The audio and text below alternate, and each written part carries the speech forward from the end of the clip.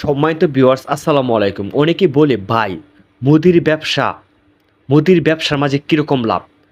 বা প্রবাসে থাকেন, দেশে এসে মুদির ব্যবসা করতে চাচ্ছেন। আমি আজকে এই ভিডিওতে আপনাদেরকে বলব যে মুদির ব্যবসায় কেমন লাভ হয়। দেখেন সব ব্যবসায় লাভ আছে। লাভ ছাড়া কোনো ব্যবসা নেই।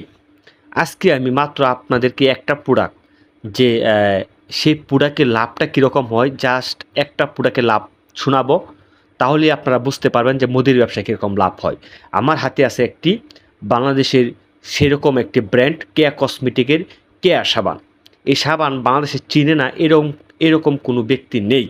আর এই কেয়া সাবান বর্তমানে ফ্লেভারের জন্য বিখ্যাত। কেয়া সাবান আমার হাতে যে সাবানটি দেখছেন এটির ওজন হচ্ছে ১০০ গ্রাম। ১০০ গ্রাম প্যাকিংয়ের সময়। আর এটার যে গায়ে মূল্য দেখেন এখানে মূল্য দেওয়া রয়েছে, এটার মূল্য হচ্ছে ৬০ টাকা। আর এটা ভিউয়ার্স পাইকারি মুদিখানার দোকানের মালিকরা বা মুদিখানা যা ব্যবসা করে তারা কিনে রেখে জানেন ৪৮ টাকা। তার মানে আপনার প্রতিটা পিস সাবানে আপনার কিন্তু ১২ টাকা লাভ হচ্ছে। অর্থাৎ ৪৮ টাকা কিনে আপনি ৬০ টাকা বিক্রি করবেন, ১২ টাকা লাভ।